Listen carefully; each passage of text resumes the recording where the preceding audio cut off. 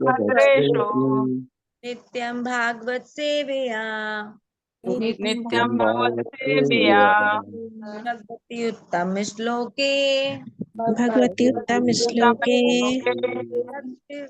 भक्तिर्भवति नैष्टिकी भक्तिर्भवति नैष्टिकी कृष्णाय वासुदेवाय कृष्णाय वासुदेवाय देवकी नंदनाय च देवकी नंदनाय च नंद गोप कुमाराय नन्दगोपकुमाराय गोविंदाय नमो नमः गोविन्दाय नमो नमः नमः मूकं करोति वाचालम् मूकं करोति वाचालं पंगुं लंघयते गिरिं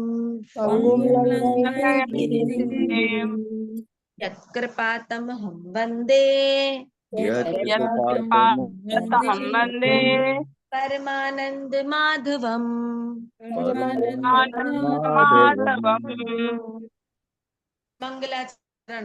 ओम अज्ञानं तिमिरन्धस्य ज्ञानञ्जस्य शलाकया चक्षुरुन्मीलितं येन तस्मै श्रीगुरुवे नमः। श्रीचैतन्यमनोभीष्टं स्थापितं येन भूतले संरूपा कदा मह्यं ददाति स्वपदान्तिकं। वन्देऽहं श्रीगुरु श्रीत्पत्कमलं श्रीगुरुन् वैष्णवांश्च श्रीरूपं साग्रजातं सहगण रघुनाथविन्तं तं सजीवं सावद्वैतं सावधूतं परिजन सहितं कृष्ण चैतन्य देवं श्री राधा कृष्ण पादान सगण ललिता श्री विशाखान्वितांश च। हे कृष्ण करुणा सिंधु दीन बंधु जगतपते गोपेश गोपिका कांत राधा कांत नमोस्तुते। तप्त कांचन गौराग्नि राधे वृंदावनेश्वरी वृषभानुसुते देवी प्रणमामि हरिप्रिये वाञ्छाकल्पतरुभ्यश्च कृपा सिन्धुभ्य एव च पतितानां पावनेभ्यो वैष्णवेभ्यो नमो नमः।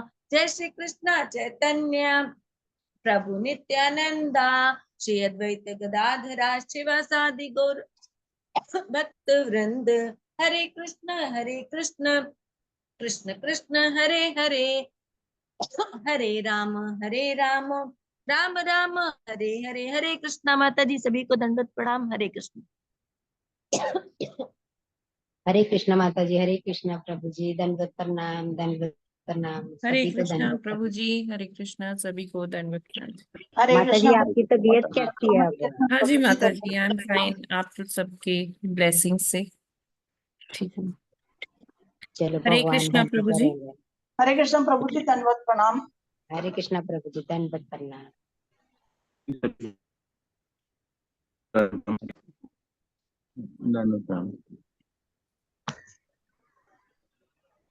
आवाज आ रही है सभी को? यस प्रभु जी। यस प्रभु जी आप ओके।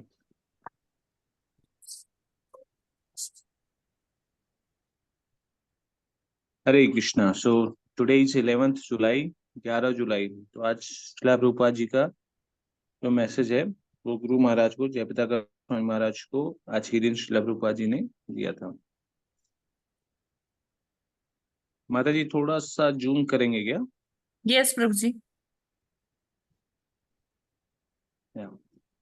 तुमने पूछा है कि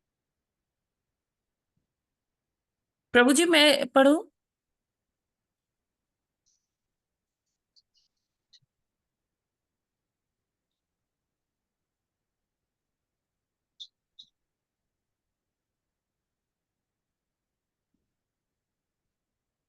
प्रभु जी ठीक है। क्योंकि उसका उद्धार करने के लिए गुरु को पुनः अवतार लेना पड़ेगा। इस प्रकार की मानसिकता गुरु के प्रति अपराध है। जो भी गुरु अवज्ञा करता है और गुरु के साथ अपना संबंध तोड़ता है,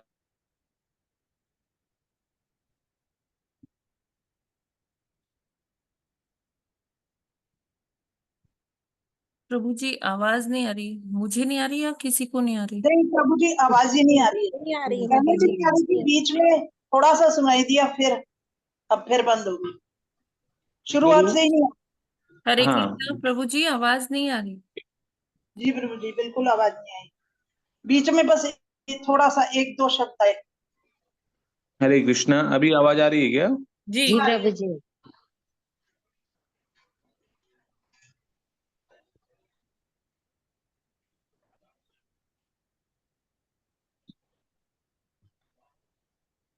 बाबू जी अब आवाज नहीं आ रही, अब बंद हो गई फिर से।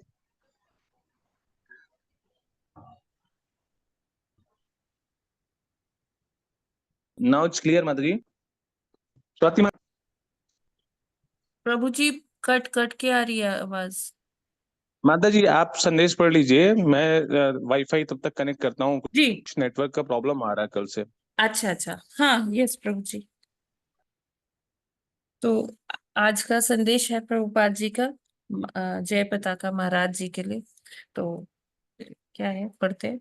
तुमने पूछा है कि क्या यह सत्य है कि जब तक सभी शिष्य भागवत धाम नहीं लौट जाते, ठीक है। गुरु को हाँ मैम। भौतिक जगत में रहना पड़ता है? इसका उत्तर है हाँ, यही नियम है। इसलिए प्रत्येक शिष्य को चाहिए कि वह सदैव सावधान रहे और ऐसा कोई अपराध ना करे जो भगवत धाम जाने के लिए प्रतिकूल हो, क्योंकि उसका उद्धार करने के लिए गुरु को पुनः अवतार लेना पड़ेगा। इस प्रकार की मानसिकता गुरु के प्रति अपराध है। जो भी गुरु अवज्ञा करता है और गुरु के साथ अपना संबंध तोड़ता है, वह जन्म जन्मांतर तक गुरु की सहायता की अपेक्षा नहीं कर सकता। जय पताका को पत्र, जय पताका महाराज जी को पत्र, 11 जुलाई 1969।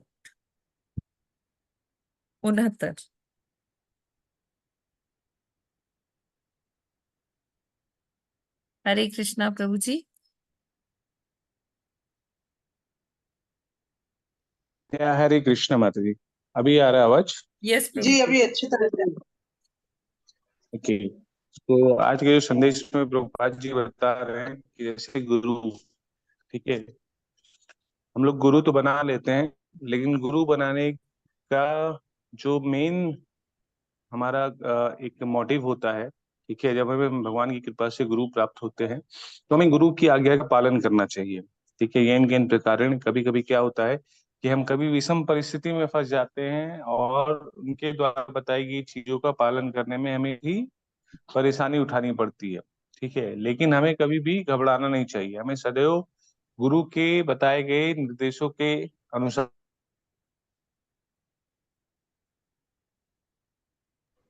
आवाज बंद हो गई। जी माता जी। जी बार बार बंद हो जा रही।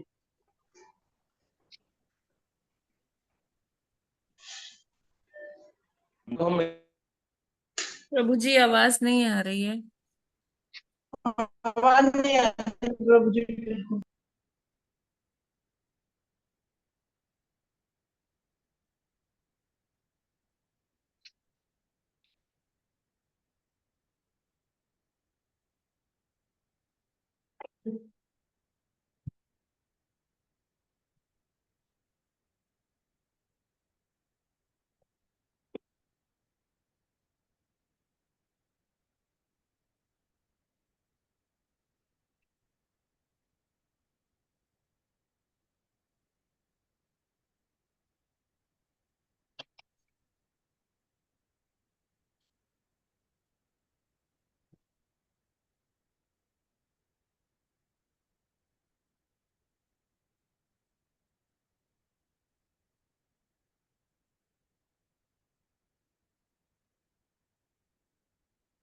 आवाज नहीं आ रही माता जी। हाँ माता जी, प्रभु जी ने दोबारा से ज्वाइन किया है, बस अभी करा दिया।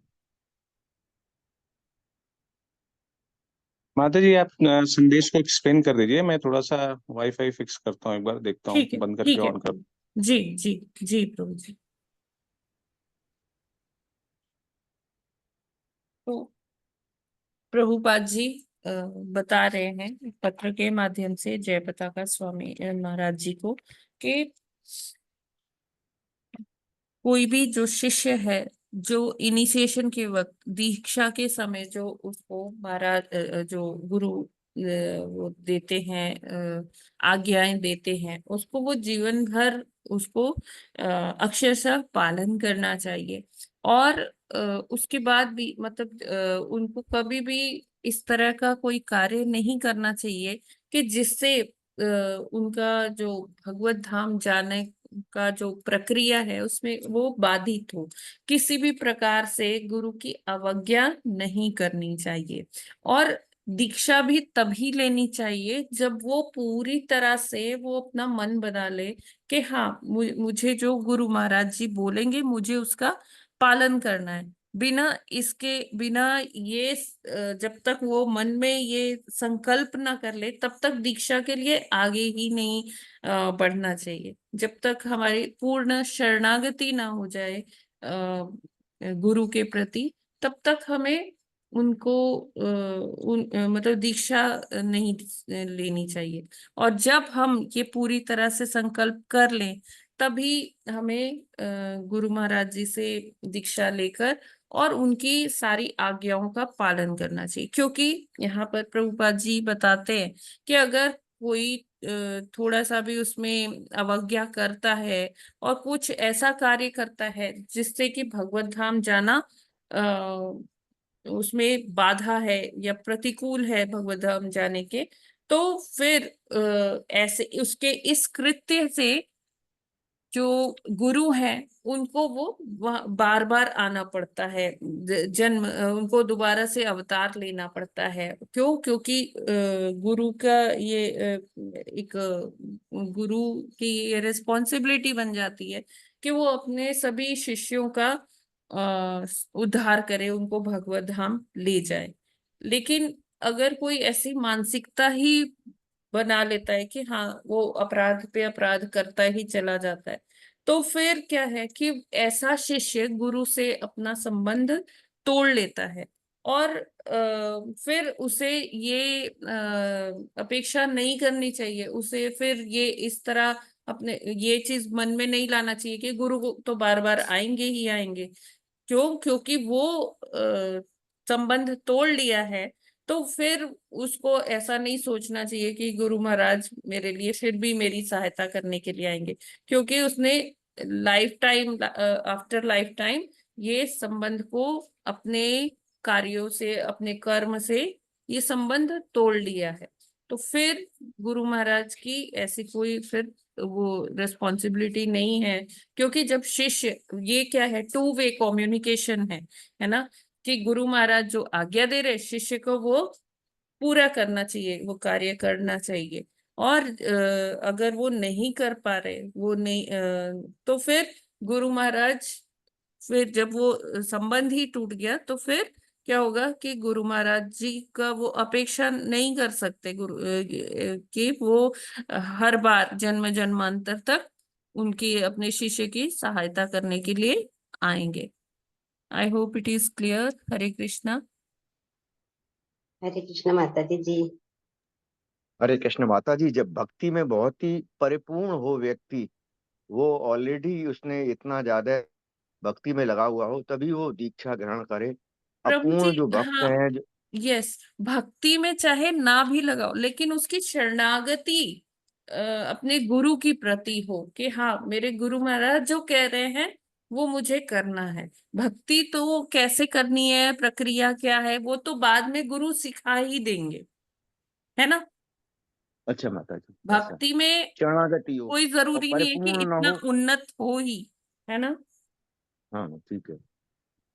और ये भी जरूरी है माता जी कि जो बहुत ज्यादा शरणागति से गुरु के सानिध्य में भक्ति करेगा, उसका उद्धार भी भगवत धाम या आध्यात्मिक लोक में जाना भी यस, लगता है जैसे कि जैसे इतना प्रभुपाद जी निश्चित है। जब पाश्चात्य जगत में गए थे तो वहां पर मतलब कोई ऐसा लोग नहीं थे कि हाँ वो बहुत भक्ति कर रहे थे या वो बहुत जपा कर रहे थे, बहुत ज्यादा उनका चेतना बहुत हाई थी। ऐसा कुछ भी नहीं था। वो बस प्रभुपाद जी की प्योरिटी देख के, उनकी शुद्धता देख के उनके लेक्चर्स में आते थे, उनको समझ में ज्यादा कुछ नहीं आता था, लेकिन फिर भी उनको ये लगता था कि हाँ, this is a very pure man, वो ये हमारी भलाई के लिए ही कुछ कह रहे हैं। तो धीरे धीरे इस टाइप की उनकी शरणागति बन गई, वो प्रभुपाद जी के प्रति उनकी एक शरणागत हो गए। तो इस कारण से आगे उनका भी जो है वो आगे भक्ति कर पाए प्रभुपाद जी के सानिध्य में रहकर। ठीक है माता जी, हरे कृष्ण। हरे कृष्णा।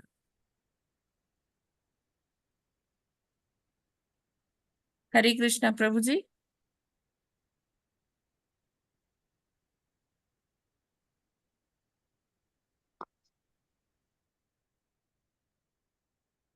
हरे कृष्णा प्रभु जी।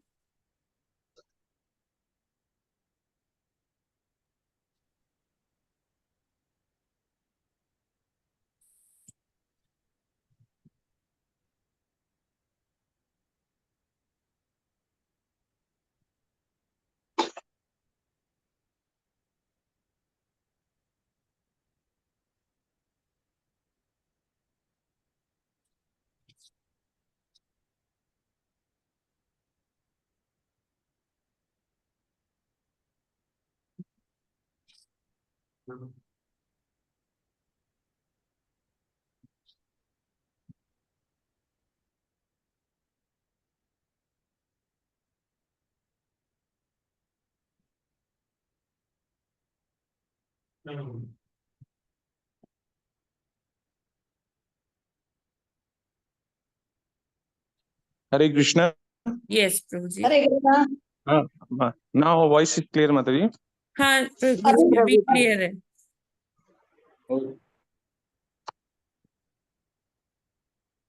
पढ़े प्रभु जी नहीं, 43 एक मिनट माता जी। प्रभु जी आप कुछ और बताना चाहेंगे कोर्ट के लिए थोड़ा सा? नहीं नहीं, इट्स फाइन माता जी, आपने बता दिया ना, शुक्रिया।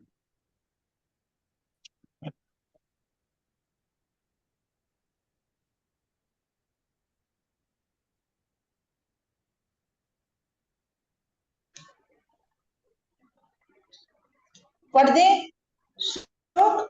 हाँ, तो टुडे इज 43 यस श्लोक जी नंबर 43वां श्लोक। सर्वविदमयेनेदम् आत्मनात्मात्मयोनिना प्रजाः सृजयथा पूर्वं याश्च मय्यनुशेरते। हरे कृष्णा। हरे कृष्णा। सर्ववेदमयेनेदम् आत्मनात्मात्म योनिना प्रजाः सृजयथा पूर्वं याश्च मय्यनुसेरते। हरे कृष्णा। हरे कृष्णा। सर्ववेदमयेनेदमात्मनात्मानमयोनिना प्रजा सृज यथा पूर्वयाश्च मयनुशीरते। हरे कृष्णा। हरे कृष्णा। सर्ववेदमयेनेदमात्मनात्मात्मयोनिना प्रजाः सृजयथा पूर्वं यास्य मय्यनुसेरते। हरे कृष्णा। हरे हरे कृष्णा। कृष्णा। सर्ववेदमय नेद अनेद आत्मा आत्मात्मयोनिना प्रजा सृज यथा पूर्वं याश्च मयानुसेरते। हरे कृष्णा। हरे कृष्णा। सर्ववेदमयेनेद आत्मनात्मात्मयोनिना प्रजा सृज यथा पूर्वं याश्च मय्यनुसेरते। हरे कृष्णा। हरे कृष्णा। सर्वविज्ञान इदम आत्मान आत्मा आदम जोनिना प्रजा प्रजाः सृज यथा पूर्वं याश्च याश्च याश्च मनुष्येरते। हरे कृष्णा। हरे कृष्णा। सर्ववेदमयेन वेद आत्मना इदम आत्मना आत्मा आत्मयोनिना योनिना प्रजा सजा यथा या पूर्वम या चा नुसूरते। हरे कृष्णा। हरे कृष्णा। सर्ववेदमयं इदम् आत्मयोनिना प्रज्ञासृज्य यथा पूर्व यास्य मयि अनुसेरते। हरे कृष्ण। हरे कृष्णा। सर्ववेदमये मयेन इदम् आत्मना आत्मयोनिना प्रजा सृजे यथा पूर्वं या च मयि अनुसेरते। हरे कृष्णा। प्रभु जी दंडवत प्रणाम। माता जी दंडवत। सभी भक्तों को दंडवत प्रणाम। हरे कृष्णा।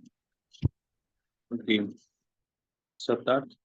सर्व समस्त वेद में पूर्ण वैदिक ज्ञान के अधीन इदम यह आत्मना शरीर द्वारा आत्मा तुम आत्मयोनिना सीधे भगवान से उत्पन्न प्रजा जीव स्टेज उत्पन्न करो यथा पूर्वम पहले की ही तरह या जो चा ही मई मुझ में अनुसेरते स्थित है। ठीक है। अनुवाद एवं तात्पर्य भाई श्रील प्रभुपाद जी के द्वारा।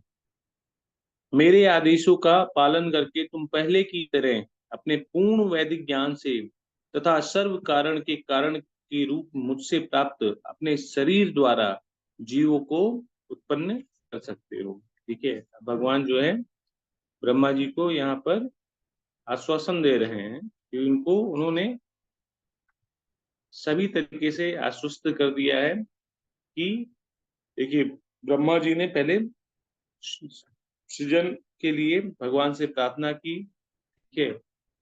प्रार्थना करने के लिए उससे पहले उन्होंने कठोर तपस्या की जिससे बुद्धि तत्व के द्वारा उन्होंने भगवान का साक्षात्कार किया और हर एक तरीके के संशय को उन्होंने भगवान के समक्ष रखा। फिर भगवान ने उनके सभी एक एक करके सभी चीजों को उनको बताया और फिर लास्ट में भगवान ने उनको बोला कि ठीक है अब वापस से तुम मेरे आदेशों का पालन करके पहले की ही तरह। ठीक है। तो ब्रह्मा जी एक बार नहीं, ठीक है, हमेशा हर सृष्टि में ब्रह्मा जी रहते हैं।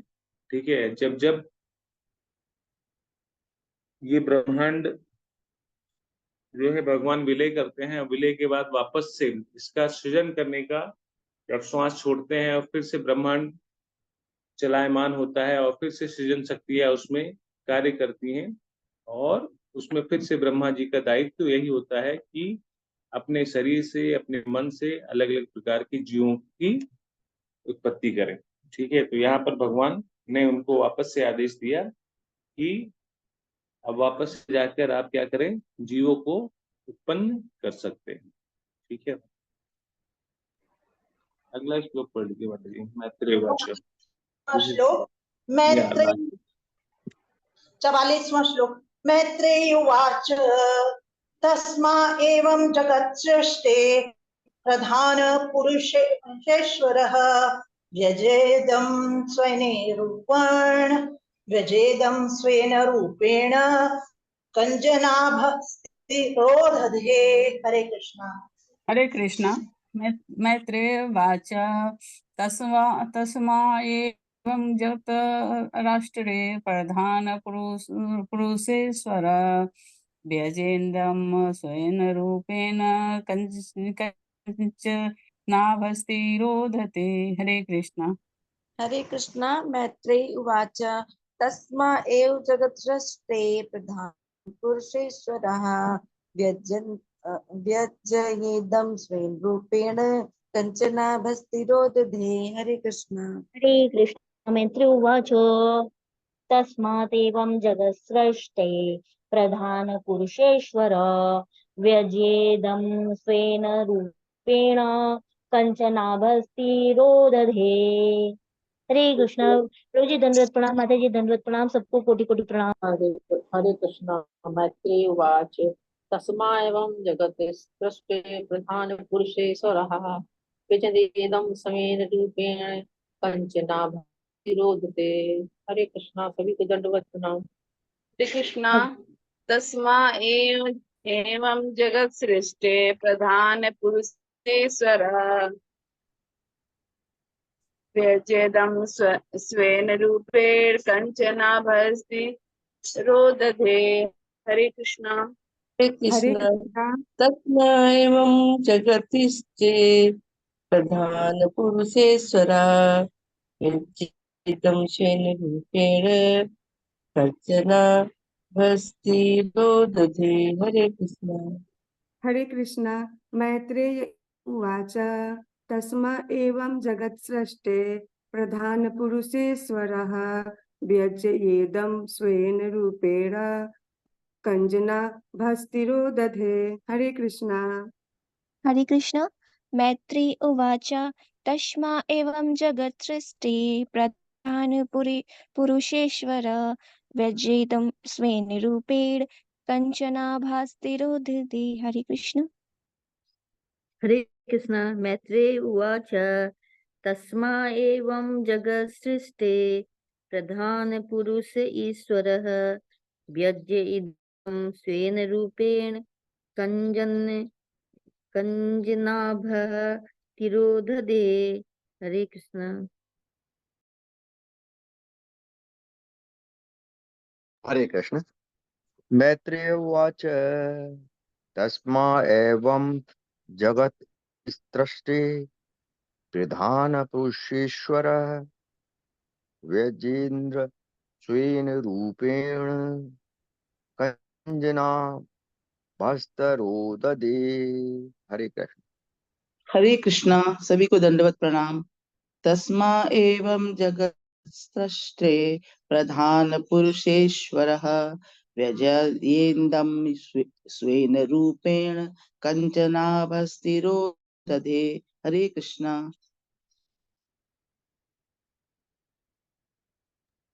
हरे कृष्णा।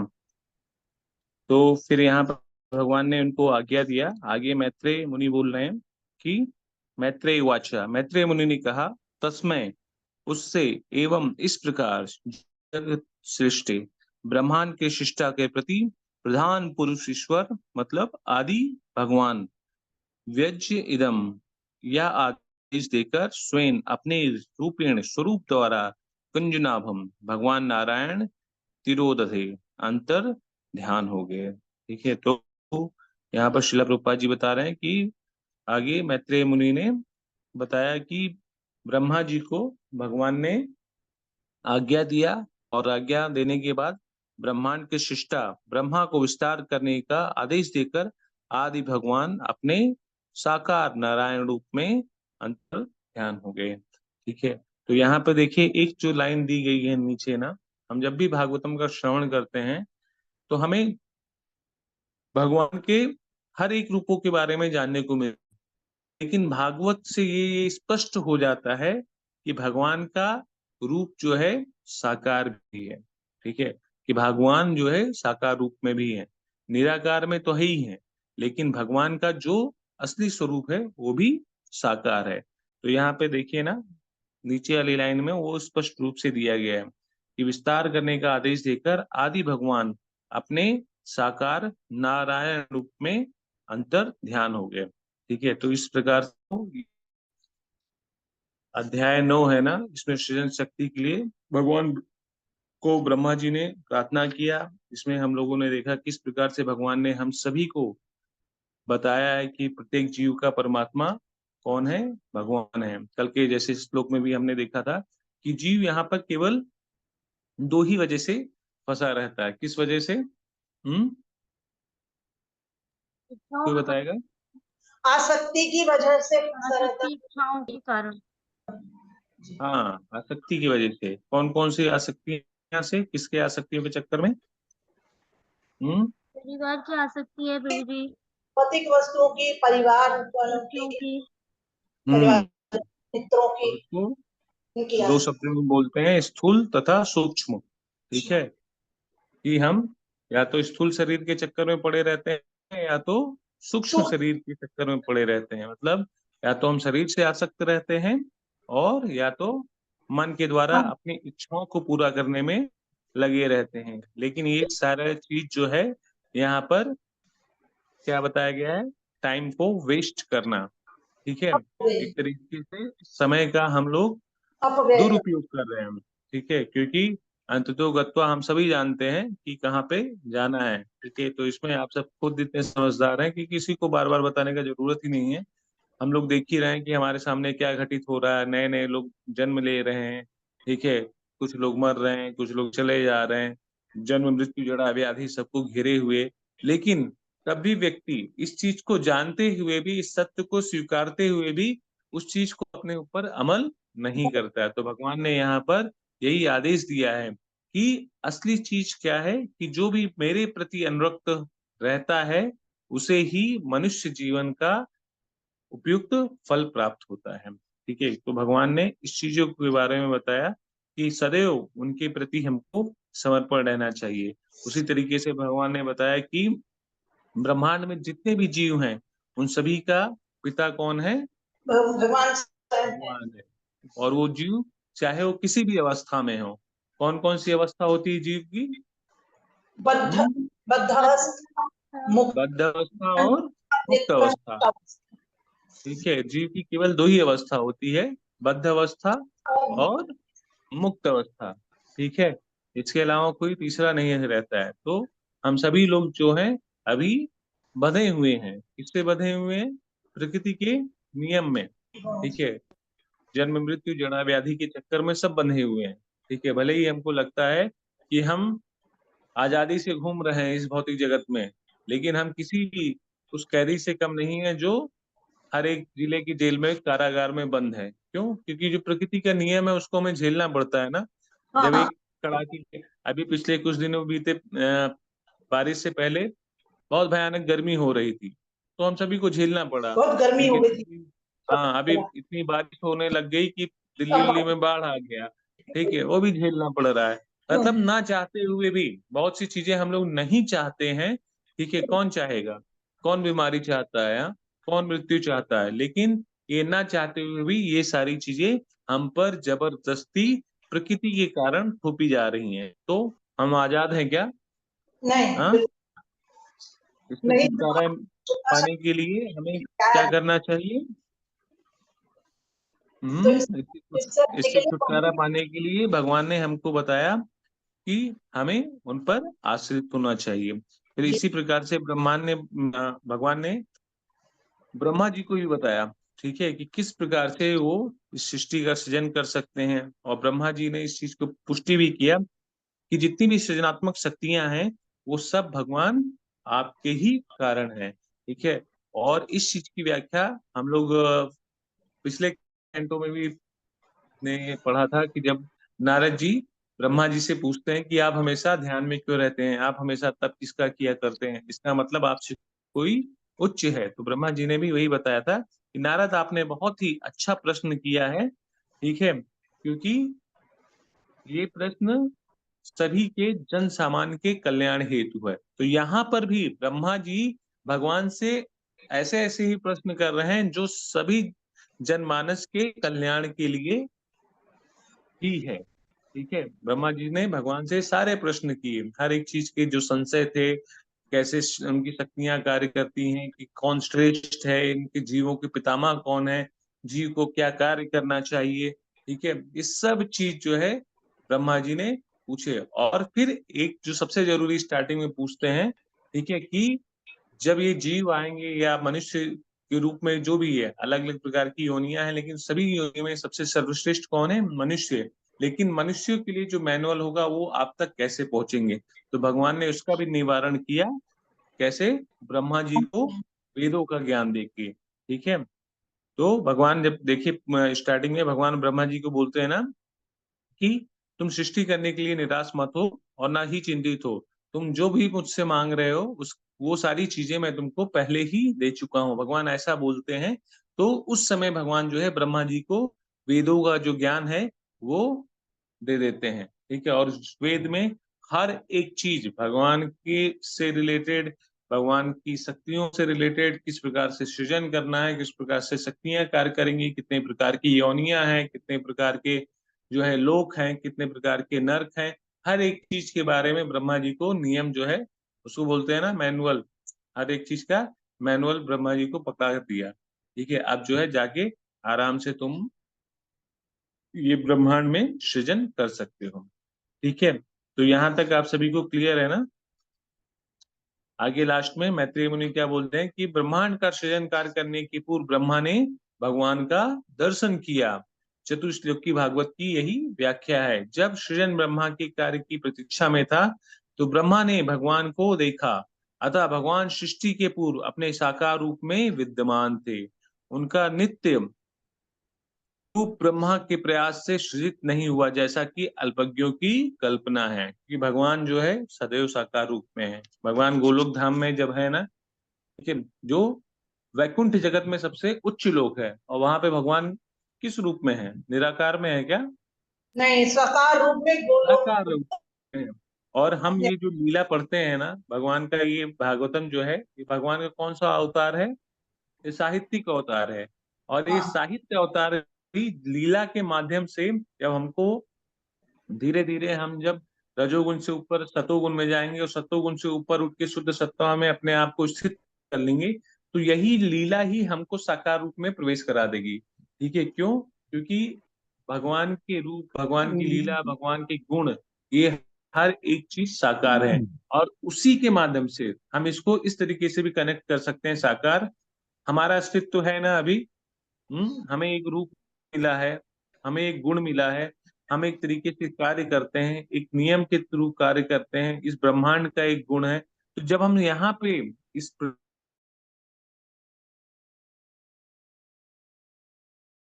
ऊपर हर एक चीज साकार ही है। ठीक है, लेकिन भगवान की इच्छा है, ठीक है, निराकार के रूप में वो प्रस्तुत अपने आप को कर सकते हैं, लेकिन वास्तविकता में देखें तो भगवान का जो स्वरूप है वो भी साकार है। भगवान वैकुंठ जगत में अपने भक्तों के साथ उनकी सेवा को स्वीकारते हैं, सेवा का आदान प्रदान करते हैं, उनके साथ खेलते कूदते हैं, उनको आनंद प्रदान करते हैं, उनकी हर प्रकार की जो सेवाएं हैं उसको पूरा करते हैं, ग्रहण करते हैं। तो ये साकार रूप में ही संभव हो सकता है। ठीक है, उनका नित्य रूप ब्रह्मा के प्रयास से सृजित नहीं हुआ, जैसा कि अल्पज्ञों की कल्पना है। भगवान अपने यथा रूप में ब्रह्मा के समक्ष प्रकट हुए और उसी रूप में उनके सामने से अदृश्य हो गए। यह रूप भौतिकता से कुलसित नहीं है। इसीलिए ब्रह्मा जी ने ब्रह्म संहिता में प्रार्थना भी की है। क्या बताया है? ईश्वरा परमा कृष्णा सच्चिदानंद विग्रह। ठीक है, अनादि आदि गोविंदा सर्व कारण कारणा। जो ईश्वरों में परम है वो कौन है? भगवान श्री कृष्ण है। ठीक है, कौन है? भगवान श्री कृष्ण है। और वही वो किस, उनका जो शरीर है कैसा बना है? वो सच्चिदानंद, ठीक है, सत आनंद से बना हुआ है जी। और वही सभी कारणों के कारण है। तो ब्रह्मा जी ने ब्रह्म संहिता में इस चीज की पूरी तरीके से पुष्टि कर दी।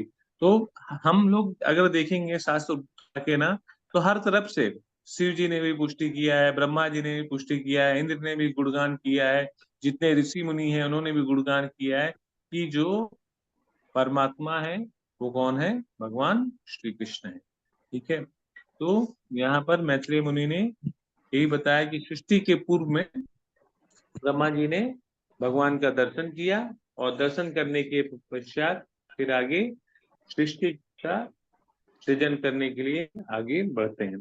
ठीक है, तो इस प्रकार श्रीमद् भागवत के तृतीय स्कंद के अंतर्गत सृजन शक्ति के लिए ब्रह्मा द्वारा स्तुति नामक 9वें अध्याय के भक्ति वेदांत तात्पर्य पूर्ण हुए। हरे कृष्ण। तो इस चैप्टर में आप सबको किसी को किसी भी प्रकार की दुविधा या अभी तक कुछ समझ में ना आया हो, हम लोगों ने इसको अभी रिवाइज भी कर लिया, इसमें क्या क्या चीज था, ब्रह्मा जी ने किस किस चीज के लिए प्रार्थना किया, भगवान ने उनको क्या क्या दिया, जीवों में जीवों के पितामह कौन है, ठीक है, जीव को क्या कार्य करना चाहिए, जीव क्यों फंसा रहता है, मतलब इसमें आपको सब कुछ मिल गया। ठीक है, कि ब्रह्मा जी को सृजन करने के लिए शक्ति चाहिए थी, भगवान ने सारा उनको मैनुअल दे दिया।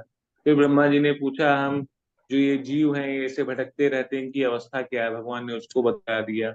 अच्छा, ये क्यों भटकते रहते हैं, तो भगवान ने उसको भी बता दिया है कि ये अपने स्थूल शरीर और सूक्ष्म शरीर के कारण उसकी इच्छाओं की पूरा करने के लिए आसक्ति के कारण भटकते रहते हैं। फिर ब्रह्मा जी ने पूछा कि इससे निकलने का क्या उपाय है, फिर भगवान ने बताया कि ये सब जो इसमें आसक्त रहते हैं, उसमें आसक्त ना रह के मुझको समर्पित करें, मेरे प्रति अपने आप को लगाएं, तो मैं उनको इस भव सागर से निकाल दूंगा। ठीक है, क्लियर है ना आप सभी को? जी प्रभु जी। प्रभु जी, ये पहले अभी इसके पहले वाला 43 श्लोक में ये वाला सेंटेंस समझ में नहीं आया। तुम पहले की तरह पहले की तरीके से माता जी, जैसे ब्रह्मा जी एक पदवी है, ठीक है।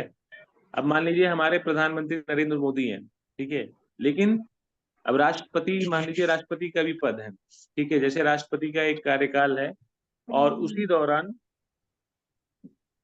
हमारा प्रधानमंत्री का इलेक्शन होता है, तो वो प्रधानमंत्री जो है चले जाते हैं, दूसरे आते हैं, तो दूसरे प्रधानमंत्री को भी जब शपथ खिलाई जाती है या शपथ लेते हैं, तो वो भी वही शपथ लेते हैं जो पहला प्रधानमंत्री लिया था, और वो बोलते हैं कि मैं पूरी विविधता से, एकता से, ईमानदारी से, एकजुटता से अपने कर्तव्य का वहन करूंगा। तो उसी प्रकार से ब्रह्मा जी जो है, एक ही ब्रह्मा जी नहीं, सृष्टि जो है एक ही बार डेवलप नहीं हुई है।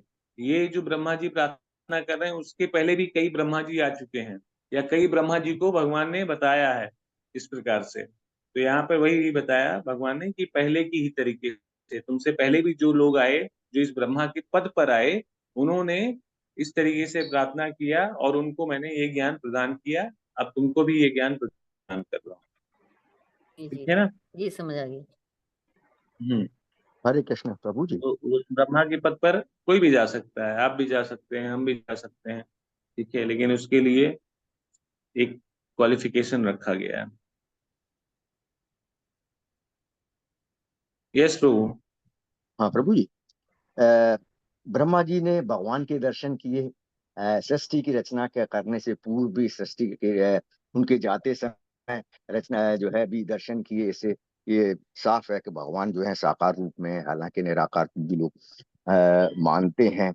और ब्रह्मा को उन्होंने बताया कि किस तरह से सृष्टि की रचना करनी है तथा जीवों की रचना करनी है, अलग अलग योनियों की रचना किस तरह से करनी है, जैसे पूर्व में की थी। इन योनियों में अनेक योनियां हैं, जिसमें मनुष्य योनि है। तो मनुष्य योनि को क्यों सबसे श्रेष्ठ बताया गया है? क्योंकि इससे ऊपर देवता भी हैं, किन्नर भी हैं, गंधर्व भी हैं, यक्ष भी हैं, राक्षस भी हैं, और इन सबको बताया है कि क्योंकि इनका शरीर नहीं होता तो ये मनुष्य से उच्चतर हैं। फिर ये कैसे कहा गया कि मनुष्य सबसे श्रेष्ठ है? हाँ, ये आपके जो प्रश्न का उत्तर है, ये अगले वाले अध्याय में भी आ रहा है। अध्याय 10 में आप देखेंगे ना, सृष्टि के विभाग में पहला ही प्रश्न जो उसमें विदुर जी पूछते हैं ना, उसमें यही पूछते हैं कि किस प्रकार से ब्रह्मा जी ने शरीर तथा मन से जीवों के शरीर को उत्पन्न किया गया। फिर अलग अलग प्रकार के जीवों के बारे में भी आगे उसमें आएगा, लेकिन मैं आपको यहाँ पे बताना चाहता हूँ मनुष्य क्यों श्रेष्ठ है। तो आपने कभी गोलोक चार्ट देखा होगा, तो मनुष्य जीवन, उसमें देखिए कि मनुष्य जीवन ये भौतिक जगत से ही, जो ये मृत्यु लोक है ना, मृत्यु लोक का बहुत अवधि बहुत ज्यादा नहीं होता है, ठीक है, बहुत ही छोटा ही होता है, ठीक है। और ये ही एक ऐसा मार्ग है यहाँ से कि जो सीधे वैकुंठ को जाता है, ठीक है। क्यों? क्योंकि जो भक्ति का मार्ग है वो आपको ना तो देवलोक में मिलेगा, क्योंकि वहां पे फुल अय्यासी है, अय्यासी मतलब भोग प्रवृत्ति रखी गई है, ठीक है। नीचे के लोकों में जाएंगे तो वहां पे पूर्णतया अय्यासी ही रखी गई है, ठीक है। तो जो केवल एक भक्ति का मार्ग है, वो भक्ति का मार्ग केवल भौतिक जगत में ही रखा गया है, ठीक है। भौतिक जगत में ही लोग भक्ति कर सकते हैं, और यहीं से ही केवल भगवान की प्राप्ति हो सकती है। अब जैसे देवता हैं, देवताओं का जैसे ही पुण्य पूरा होगा, एक अवधि पूरी हो जाएगी, वो आपस से कहाँ पे आ जाएंगे? पृथ्वी पे आएंगे प्रभु जी।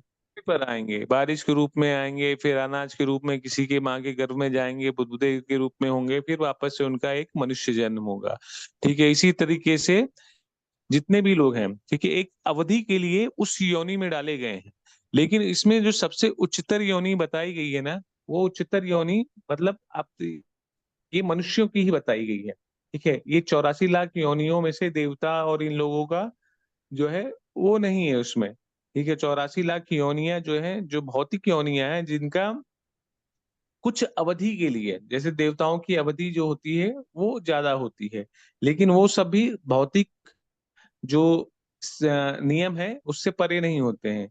लेकिन मनुष्यों के लिए यहाँ पर एक मौका होता है कि जिसको प्राप्त करके वो सदैव के लिए मुक्त हो सकते हैं। सदैव के लिए एक तरीके से आप बोलिए कि जैसे देवता लोग जो अमर हैं वो एक एक कल्प के लिए अमर है। ठीक है, जैसे ही ब्रह्मांड जो है भगवान जब महाप्रलय करेंगे फिर सारे देवता वापस से भगवान के उसमें समा जाएंगे। ठीक है, फिर से सबका प्राकट्य जब सृष्टि का प्रारंभ होगा तो फिर से जो जो उसके योग्य होगा वो वहां पर बैठा रहेगा।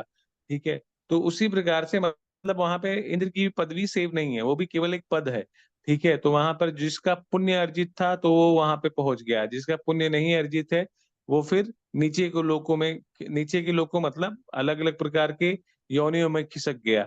तो कहने का अर्थ ये है प्रभु जी कि मनुष्य जीवन जो है इसीलिए सबसे महत्वपूर्ण दिया गया है। स्टार्टिंग में आप मेरे ख्याल से थे नहीं जब भागवतम का स्टार्टिंग हो रहा था, तो भागवतम के स्टार्टिंग में जब परीक्षित महाराज को सुखदेव गोस्वामी जी भागवत श्रवण कराने जाते हैं ना, या परीक्षित महाराज उनसे याचना करते हैं भागवत श्रवण करने की, तो वहां पे जितने भी ऋषि होते हैं, जितने भी ब्रह्म ऋषि होते हैं, जितने भी बड़े बड़े साधु संत सब आते हैं वहां पे उस भागवतम का श्रवण करने के लिए।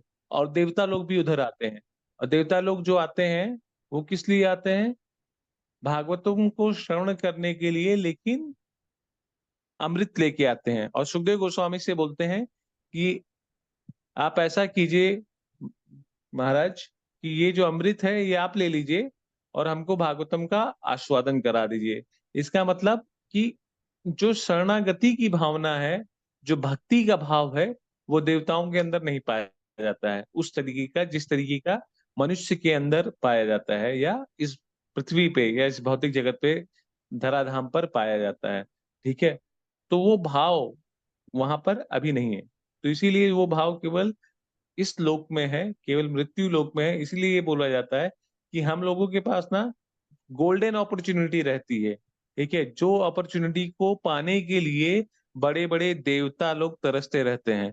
ठीक है, अब ये भागवतम का श्रवण जब चलता है ना, तो देवता लोग तो इस धरा पर अपना पैर रख नहीं सकते हैं, लेकिन जब ये ब्रह्म मुहूर्त का समय होता है ना, सारे देवता विचरण करते हैं कि कहीं ना कहीं उनको भगवान के नाम का रस मिल जाए या भागवतम को श्रवण करने की का जो है मौका मिल जाए। तो वो ये सारी चीजों में जो है विचरण करते रहते हैं। तो हम सभी तो सुखदेव गोस्वामी जी उनको फिर भागवतम नहीं सुनाते हैं, उनको बोलते हैं कि आप अपना अमृत लेके वापस चले जाओ, क्योंकि आपके अंदर वो भाव है ही नहीं है, क्योंकि वो समर्पण की भावना ही नहीं कि भगवान के बारे में, भगवान के प्रेम को आप समझ सकें। क्योंकि जो लोग ज्यादा भोगी होते हैं ना, अब वहां पे स्वर्ग में क्या है, पूरा रजोगुण ही है। ठीक है, तो उनके अंदर फिर वो सतोगुणी का भाव नहीं रहता है।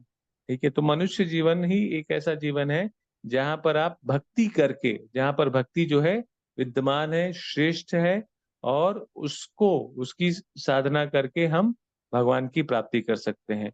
ये मौका देवताओं यक्ष किन्नरों के पास नहीं है। ठीक है ना? हाँ प्रभु जी, ठीक है। हरे कृष्ण। हरे कृष्णा। और प्रभु जी एक चीज और आई है कि जो हम्म ईश्वरों में श्रेष्ठ हैं वो भगवान कृष्ण हैं, तो ईश्वर तो एक ही है ना? हम्म ईश्वर तो एक ही है ना, भगवान कृष्ण तो है हाँ, ईश्वरों में। ईश्वरों में श्रेष्ठ तो भगवान श्री कृष्ण है। ईश्वर तो ठीक है, एक ही है। हाँ ईश्वर अवतारों एक में जो ही है। श्रेष्ठ हैं वो भगवान कृष्ण है। अब आप कृष्ण और चाहे, हाँ पर प्रभु चाहे जी आपने कहा ना यथा जो ईश्वर में श्रेष्ठ है वो भगवान कृष्ण है, तो ईश्वर तो एक ही। हाँ, अभी जैसे हम लोग भगवान ना, हम सभी को बोल देते हैं। ठीक है, अच्छा जैसे हाँ। हाँ, हम लोग शंकर भगवान बोलते हैं, विष्णु हाँ भगवान बोलते हैं। ठीक है, और ये अपने समझ, अपनी अंडरस्टैंडिंग के लिए है। अब जैसे आप मान लीजिए, ठीक है, किसी भी देश के वासी हैं, तो आपको हम बोल सकते हैं कि आप आगरा में रहते हैं, बहुत अमीर हैं। ठीक है, लेकिन आगरा में अमीर तो जो सबसे अमीर होगा वो तो एक ही होगा, लेकिन आप भी अमीर की श्रेणियों में आते हैं। ठीक है, तो कहने का एक तात्पर्य है कि जैसे भगवान के गुण जिसके अंदर मिलते हैं या जिनकी शक्तियां उसके कारण विद्यमान है, उनका स्वरूप है, तो एक तरीके से हम लोग भगवान का दर्जा देते हैं। यहाँ तक कि हम लोग, हमारे जो शास्त्रों में अतिथि देवो भव, अतिथि को भी एक तरीके से भगवान का दर्जा दिया जाता है, देवताओं का दर्जा दिया जाता है। ठीक है, तो उसके लिए वो शब्द है, क्योंकि हम सभी लोग सबको रिस्पेक्ट देते हैं, बट अंततोगत्ता इस चीज को हम जानते हैं कि भगवान जो है वो एक ही है, और उन्हीं के कारण अलग अलग जो शक्तियां हैं वो संचालित होती हैं। ठीक है। हरे कृष्ण प्रभु जी, ठीक है, हम्म, समझ में आ गया। ठीक है। और ये जितने भी देवता, ये जितने भी है ना प्रभु जी, जैसे देवताओं का भी अलग अलग प्रकार से सृष्टि है। ठीक है, तो ये गंधर्व, किन्नर, यक्ष, राक्षस, भूत, प्रेत, जो ये सारे जो है ना, ये सब देवताओं की ही श्रेणी में आते हैं। ठीक है, तो आगे आपका ये जो अच्छा प्रश्न है, ऐसा। हाँ, ये सब जो है अभी पूरा हो जाए, क्योंकि जिनके पास दैविक देवता मतलब जिनके पास दैविक शक्तियां हो। ठीक है, हाँ प्रभु जी। हाँ, देवता मतलब ये नहीं कि वो भक्त है, जिनके पास दैविक शक्तियां हैं वो सब देवता की कैटेगरी में आता है। तो ये असुर गण भी ना, ये देवता की कैटेगरी में है। ठीक है, ये भी दिति के ही सब पुत्र थे। ठीक है, तो ये सब देवता की ही कैटेगरी में आते हैं। आगे आपका ये जो संशय है वो सब दूर हो जाएगा रोज। हाँ प्रभु जी, ये क्लियर हो गया। हाँ, ये सृष्टि के विभाग में ही है, ये सब हाँ आपको उसमें मिलेगा कि कौन कौन सी योनियां हैं, किस प्रकार से हैं। ठीक है, तो ये श्लोक, ये अध्याय आप सभी को क्लियर है ना माता जी? अध्याय 9। जी प्रभु जी। Okay, so we can go for अध्याय 10। तो हम लोग पहला सृष्टि के अध्याय 10 सृष्टि के विभाग, तो हम लोग पहला दूसरा श्लोक कर लेते हैं आज। जी प्रभु जी। हम्म, अध्याय 10 सृष्टि के विभाग। विदुर उवाच अंतर्हिते भगवती ब्रह्मालोक पितामहः प्रजाः ससृज्य कथिता दैहिकीर्मानसीर्विभुः। हरे कृष्णा। हरे कृष्ण। विदुर उवाच अंतर्हिते भगवती ब्रह्मा लोक पितामहा प्रजा सर्जन कथितः देहि कीर्मानसी विभु। हरे कृष्णा, दंडवत प्रणाम सभी को। हरे हरे कृष्ण। कृष्णा। अन्तर्हिते विदुर्वाच भगवती अंतर ब्रह्मालोक पितामहः प्रजाः ससर्ज कथिता दैहिकीर्मानसीर्विदुः विभुः। हरे कृष्णा। हरे हरे कृष्णा। विदुरवाच अंतर्हिते भगवती ब्रह्मालोक पितामहा प्रजाः ससर्ज कथिधा देहि किर्मान से सिर विभु। हरे कृष्णा। हरे कृष्णा। विदुरुवाच अतर्हिते भगवती ब्रह्मालोक पितामहा प्रजा ससर्ज कतिधा देहि कीर्मानशीर्विभा। हरे कृष्णा।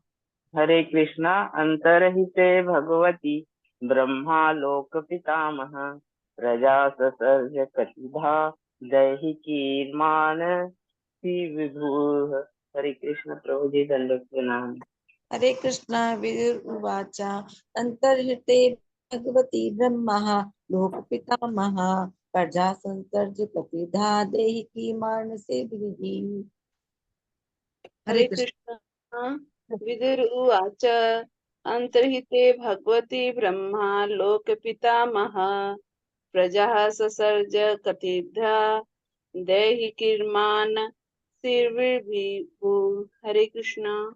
हरे हरे कृष्णा। विदुर विदुर पढ़ लीजिए माता जी, पढ़ ले। विदुर उवाच अंतर्हिते भगवती ब्रह्मालोक पितामहः प्रजाः हाँ, ससर्ज कतिधा दैहि कीर्मानसीर् विभु। हरे कृष्णा। हरे कृष्णा। विदुरुवाच अंतर्हिते भगवती ब्रह्मा लोक पितामह प्रजा ससर्ज कतिधा दैहिकी मानसी विभु। हरे कृष्णा। हरे हरे कृष्णा। उवाच अंतर्हिते भगवती ब्रह्मा लोक पितामह प्रजा ससर्ज की कथिता देहि कीर्मानसीर्विभु। हरे कृष्णा। हरे कृष्णा। अच्छा हो गया। ते भगवती ब्रह्मा लोक पितामह प्रजा संसर्ग कतिधा दैहिकी मानसी विभु। हरे कृष्णा। हरे कृष्णा। अंतर्हिते भगवती ब्रह्मालोक पितामहा प्रजा ससर्ज कतिधा देहि कीर्मान सिर विभु। हरे कृष्णा। हरे कृष्ण। विदुर उवाच अंतर्हिते भगवती ब्रह्मालोके पितामह प्रजा ससर्ज कतिधा देहकी ए मानसी विभु। हरे कृष्ण। हरे कृष्ण। विदुरुवाच अंतर्हिते भगवती ब्रह्मालोक पितामह प्रजाः ससर्ज कतिधा दैहिकीर्मान शीर्विभुव। हरे कृष्ण। विदुरवाच, श्री विदुर ने कहा। अब वापस विदुर किससे बोल रहे हैं? विदुर किससे पूछ रहे हैं अभी वापस से? मैत्रेय मुनि से बात कर रहे हैं। हाँ, मैत्रेय मुनि से बात कर रहे हैं। ठीक है, तो मैत्रेय विदुर संवाद के अंतर्गत मैत्रेय विदुर संवाद चल रहा है ये भी। वापस से विदुर जी ने कहा, अंतर्हिते, अंतर ध्यान होने पर भगवती, भगवान के, ब्रह्मा प्रथम उत्पन्न प्राणी ने, लोक पितामह समस्त लोकवासियों के दादाजी, ब्रह्मा जी हमारे दादाजी हैं, प्रजा संताने ससर्ज उत्पन्न किया, कतिधा कितनी, दैहिकी अपने शरीर से, मानसी अपने मन से, विभु महान। अनुवादित तात्पर्य श्रील प्रभुपाद जी के द्वारा। श्रील प्रभुपाद की जय। श्री विदुर ने कहा, हे महर्षि, कृपया मुझे बताएं कि लोकवासियों के पितामह ब्रह्मा ने अंतर ध्यान हो जाने पर किस तरह से अपने शरीर तथा मन से जीवों के शरीर को उत्पन्न किया। अब जो है यहाँ पर विदुर महाराज जो है मैत्रेय मुनि से डिटेल में पूछ रहे हैं कि अब जरा आगे बताइए कि किस तरीके से जब भगवान का उन्होंने दर्शन कर लिया, भगवान ने उनको ज्ञान दे दिया, तो किस तरीके से ब्रह्मा जी ने इस सृष्टि की सृजन के लिए आगे कार्य किया, कैसे अपने मन से, अपने शरीर से अलग अलग जीवों की उत्पत्ति की। तो आगे हम देखेंगे कि मैत्रेय मुनि इस सब चीज के बारे में बताएंगे। तो अगला जो श्लोक है वही हम लोग पढ़ लेते हैं माता जी, उसमें भी जी। दूसरा श्लोक, ये च मे भक्तन् पृष्टास्त्वयि अर्था बहुवित्तमा तान् वदस्वानुपूर्वेण छिन्दिनः सर्व संशयान्। हरे कृष्णा। हरे कृष्णा। तो मैं माता जी मैं इसका शब्दार्थ पढ़ देता हूँ, आप लोग श्लोक पढ़ लीजिएगा वापस से। ये वे तभी चा भी में मेरे द्वारा भगवान हे शक्तिशाली पृष्ठा पूछे गए, त्वयि तुमसे, अर्थात प्रयोजन, बहुवितम हे परम विद्वान, तानम उन सबों को वदस्य कृपा करके वर्णन करें, आनुपूरेण आदि से अंत तक। आनुपूरेण मतलब कि शुरुआत से लेके अंत तक मुझे बताएं कि किस प्रकार से छिंदी मतलब कृपया समूल नष्ट कीजिए ना मेरे सर्व समस्त संशयन संदेहों को। तो यहाँ पर विदुर महाराज जी वापस से मैत्रेय मुनि से पूछते हैं कि आप जो है मुझे बताएं, मेरे सभी संदेहों को नष्ट करें और शुरुआत से बताएं कि किस तरीके से ब्रह्मा जी ने सृष्टि का प्रारंभ किया, किस तरीके से अलग अलग जो लोक हैं इनका वर्णन कीजिए। तो आगे जो है मैत्रेय मुनि हर एक चीज के बारे में बताते हैं। फिर ब्रह्मा जी ने 100 साल तक तपस्या की, फिर उन्होंने जब देखा वापस से उनकी जो कमल की डंठल थी वो जिसपे वो बैठे हुए थे वो पूरे ब्रह्मांड में बैठा हुआ फैला हुआ था, ठीक है, फिर वो हिल रहा था, फिर उसको ब्रह्मा जी ने 3 भागों में डिसाइड किया, फिर 14 भागों में डिसाइड किया, सॉरी डिवाइड किया, ठीक है। तो इस तरीके से आगे हमको संपूर्ण मतलब 14 जितने लोग हैं उनके बारे में हमारा जो हमको जानने को मिलेगा, अलग अलग प्रकार की योनियों के बारे में मैत्रेय जी बताते हैं, अलग अलग प्रकार के जीवों के बारे में बताते हैं। तो सब कुछ के बारे में अब आगे से लेके जितने भी चैप्टर है ना, ये वही है कि सेकंडों के बारे में क्या होता है, लम्ब के बारे में क्या होता है, कि प्रहर के बारे में क्या होता है, रात के बारे में, पक्ष के बारे में, ठीक है। फिर इसके अगले काल में देखेंगे कि हम लोग कुमार तथा अन्यों के बारे में, ये सारा चीज जब आगे जो चलेगा वो पूरा डिटेल्स में हम लोगों को पता चलेगा। तो आने वाले जो चैप्टर है ना वो बहुत ही महत्वपूर्ण है, ठीक है, आगे के जो 1-2 चैप्टर हैं, ठीक है। तो मैत्रेय मुनि क्या कह रहे हैं उसको हम सुनेंगे कल। आज हम लोग सेशन फिर यहीं पे समाप्त करते हैं। यहाँ तक आप सभी को स्पष्ट है ना? जी प्रभु जी स्पष्ट तो है। ब्रह्मा जी को 14 लोकों में और सबका जो है व्यवस्थित करने और सब योनियों को स्थापित करने और मैनेजमेंट संभालेंगे पूरा, है प्रभु जी। हाँ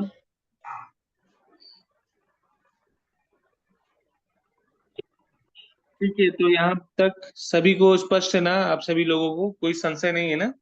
जी प्रभु जी क्लियर है। क्लियर है। ठीक है, ओके माता जी। तो फिर हम लोग आज के सेशन को फिर यहीं पे ही विराम देते हैं, मिलते हैं कल। ओके। ग्रंथराज श्रीमद् भागवतम की जय, जगत प्रभुपाद की जय। वांछा कल्पतरूपस्य कृपा सिंधुभ्यश्च च पतितानां पावनेभ्यो वैष्णवेभ्यो नमो नमः। अनंत कोटि वैष्णव वृंद की जय। हरे कृष्णा। हरे कृष्णा प्रभु जी दंडवत प्रणाम। हरे कृष्णा माता जी दंडवत प्रणाम। हरे कृष्णा प्रभु जी, थैंक यू सो मच प्रभु जी। हरे कृष्णा प्रभु जी, दंडवत प्रणाम सभी को दंडवत।